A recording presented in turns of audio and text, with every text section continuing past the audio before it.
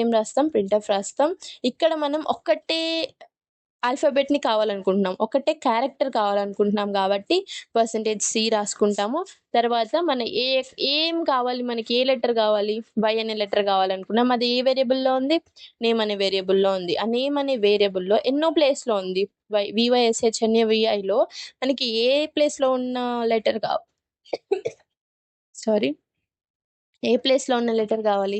Second place. కానీ మనం దేని నుంచి స్టార్ట్ చేస్తాం ఇండెక్స్ అనేది?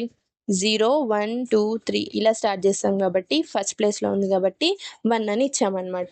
సో, ఇలా మనం స్ట్రింగ్‌లో ఉన్న వాల్యూస్‌ని ఒక్కొక్క క్యారెక్టర్‌ని కూడా యాక్సెస్ చేయొచ్చు.